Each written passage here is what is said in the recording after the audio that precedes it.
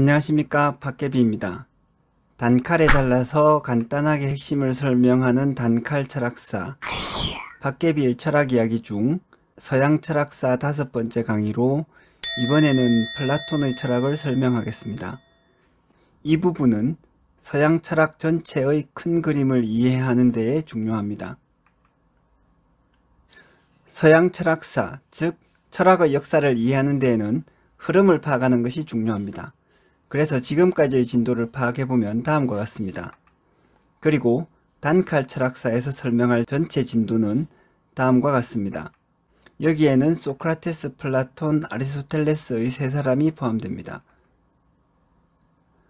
단칼 철학사에서 설명할 앞으로의 설명 내용은 전체적으로 다음과 같은 흐름입니다. 여기서 시간의 흐름은 이 방향이고요. 지금의 진도는 여기입니다.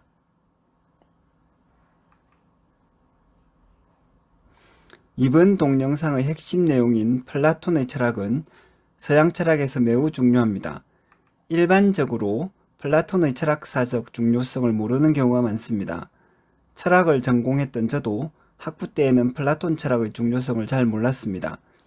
석사 졸업할 때도 제 전공에 몰입되어서 잘 몰랐죠. 하지만 여러 서양 사상가들이 플라톤을 가장 영향력이 큰 철학자로 꼽습니다. 그러면 왜 플라톤 철학이 중요할까요?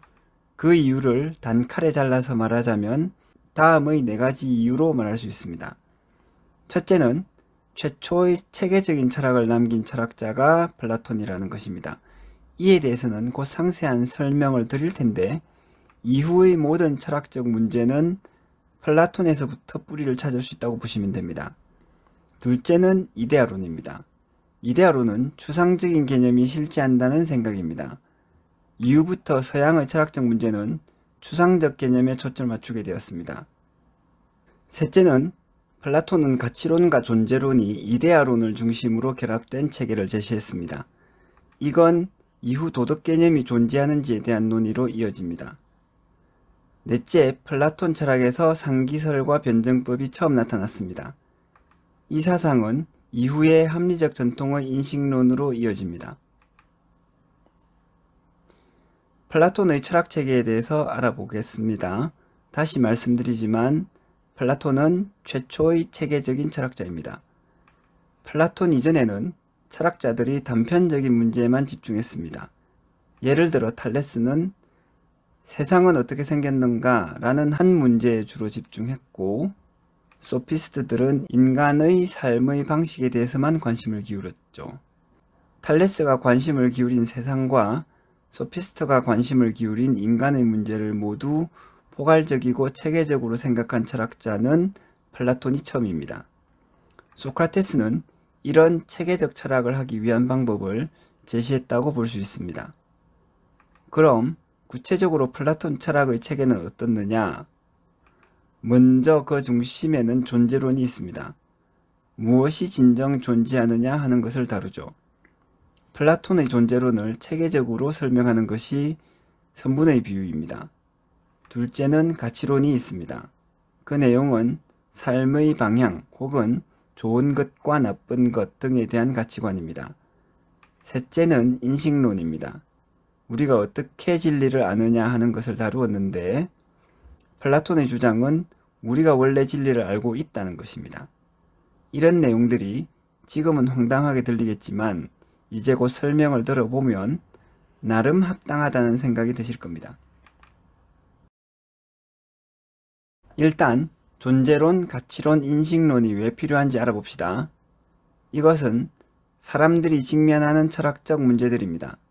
혹시 난 그런 문제 직면한 적 없는데? 라고 생각하시나요? 그럴 겁니다. 하지만 우리의 생각에 대해서 좀 더 잘 알면 다릅니다. 우리의 생각은 빙산과 같은 구조를 가지고 있습니다.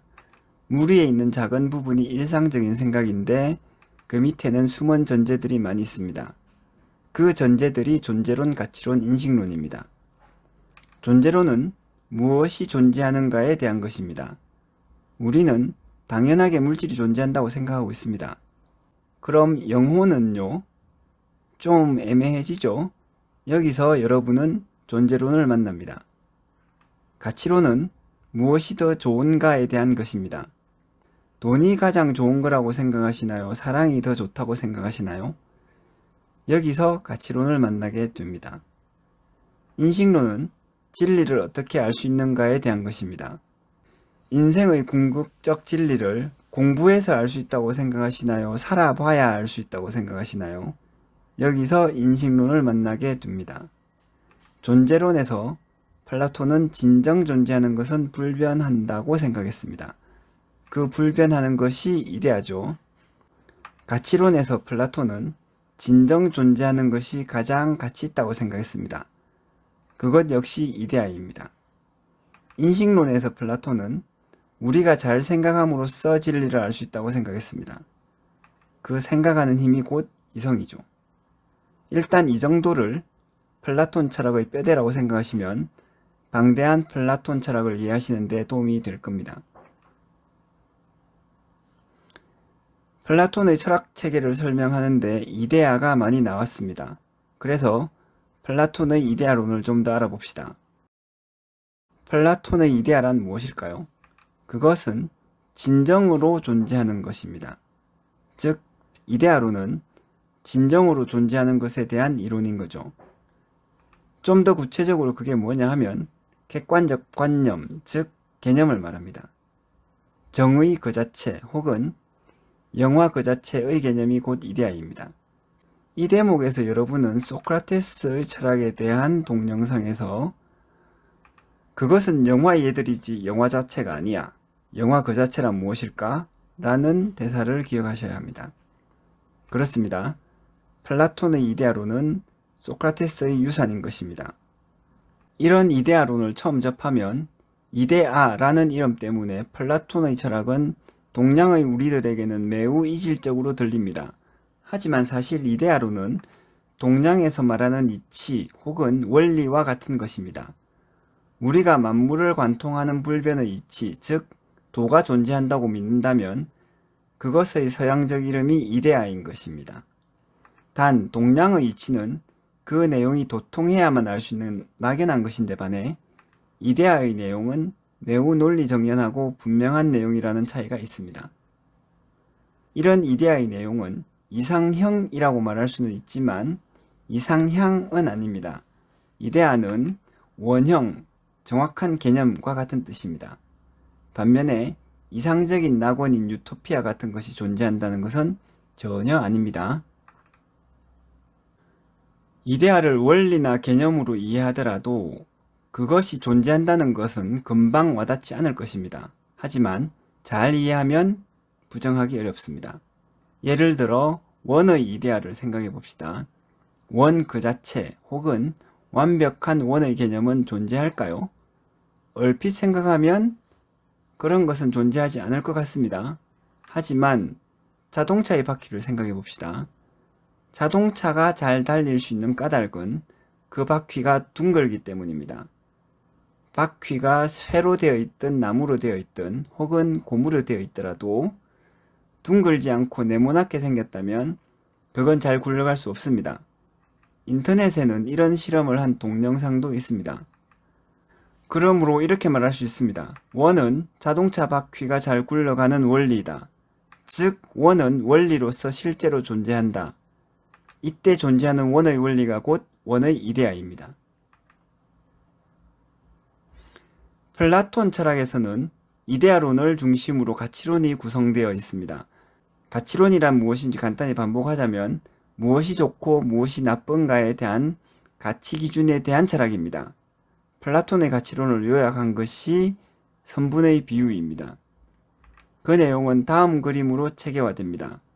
여기서 이쪽이 가장 좋은 것이고 이쪽이 가장 나쁜 것입니다. 가장 좋은 것이 물론 순수 이데아죠. 왜냐하면 진정으로 존재하는 것이기 때문입니다. 그림 속의 떡보다는 진짜 떡이 더 좋다고 할 수 있겠죠. 한편 이데아와 반대되는 것이 나쁜 것입니다. 그래서 구체적이고 실체를 가진 사물들이 가치가 떨어집니다. 그림자 짝퉁 같은 것이죠. 그런데 이 관계를 이해할 때는 한 가지를 생각해야 합니다. 그것은 이데아를 본떠서 만들어진 것이 자동차 바퀴 같은 사물들이고, 사물들을 본떠서 만들어진 것이 그림자 혹은 모상이라는 거죠. 즉, 본뜨기의 관계가 사고의 핵심입니다. 왜 그럴까요? 바로 존재론이기 때문입니다. 뭔가가 생긴다면 이미 존재하는 것을 본떠서 다른 것이 존재한다고 생각하는 것입니다. 그리고 원본이 짝퉁보다 더 가치 있다고 생각하는 것은 원칙적으로 쉽게 동감할 수 있습니다. 여기서 최상의 존재자인 순수 이데아는 개념만 있는 것입니다. 플라톤에서는 아직 개념이라는 용어가 없을 때입니다. 그래서 이것을 순수 이데아라고 불렀어요. 정의, 사랑, 행복 등의 개념이 순수 이데아입니다. 그 다음에는 보다 눈에 보이는 형태를 지닌 것들인 삼각형, 원 등의 수학적인 이데아들이 있습니다. 이런 철학을 가지고 있었기 때문에 예술가가 가장 가치가 떨어지는 직업이라고 생각했던 것입니다. 이제 여기에 인식론도 덧붙어 있습니다. 이데아의 영역은 알의 세계입니다. 즉 논리적 생각으로 접근할 수 있는 부분이죠. 반면에 이데아를 본떠 만들어진 것들은 눈에 보이는 세계입니다. 감각의 영역이죠. 여기서 플라톤 철학은 논리적 사고를 중요시하고 감각적 경험을 하찮게 보았다는 것을 알 수 있습니다. 한편 이에 대응하는 영혼의 상태가 있습니다. 이것은 영혼의 작용을 의미하는데 요새 말로 하자면 지식의 속성이라 할 수 있습니다. 이데아에 대한 이해는 이성적 사고이고 물질 세계에 대한 지식은 논리성이 없다는 것을 말하고 있습니다. 선분의 비유보다도 아마도 동굴의 비유를 사람들이 더 많이 알고 있을 겁니다. 동굴의 비유는 이데아론을 바탕으로 사람들이 진리를 찾아 나가야 하는 이유와 방법을 설명한 것입니다. 일단 그 내용부터 알아봅시다. 먼저 여기에 동굴이 있습니다. 그 동굴 입구에 안쪽을 향해 보도록 묶여있는 사람들이 있습니다. 이 사람들은 곧 한쪽만을 보는 시각을 가진 사람, 즉 편견을 가진 사람들이죠. 이 사람들이 보는 것은 그림자입니다. 가짜 진리죠. 이 가짜 진리는 사람들 뒤 동굴 입구에 있는 진짜 물체들의 그림자입니다. 이 그림자를 만드는 것은 빛입니다. 여기서 가짜 진리는 바로 보통 사람들이 보고 듣는 것들입니다. 경험이죠. 이것의 원형인 진짜 것들이 이데아입니다. 플라톤은 사람들이 자신을 묶은 줄에서 풀려나 동굴 바깥으로 나와 진실, 즉 이데아의 세계를 봐야 한다고 말합니다. 그리고는 그것을 다시 동굴 속의 사람들에게 알려줘야 한다고 말하죠. 이런 삶을 산 사람이 바로 소크라테스입니다. 결국 플라톤은 동굴의 비유에서 진정한 진리가 무엇이며 사람들이 무엇을 해야 하는지를 말하려고 했습니다. 이제 플라톤 철학의 인식론으로 들어가 봅시다.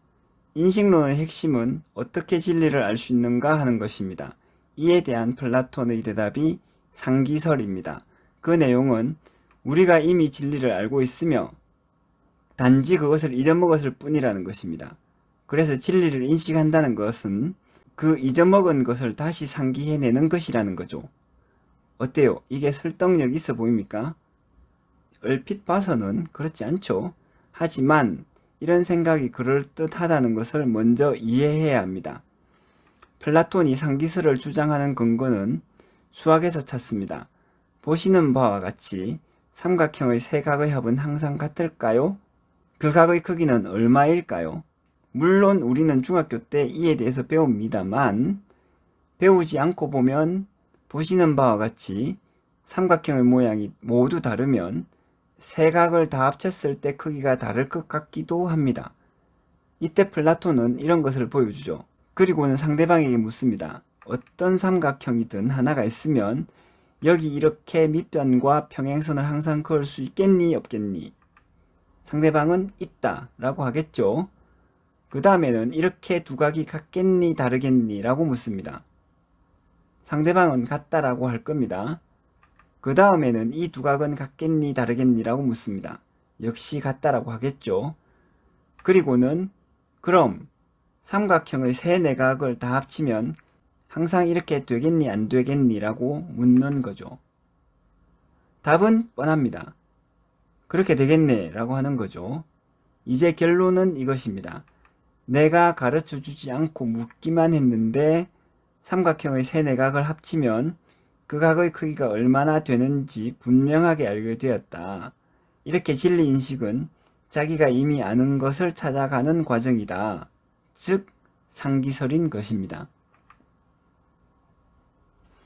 이와 같은 상기설의 인식론을 이해하면 그래 나름 일리는 있군 하는 생각은 들 것입니다.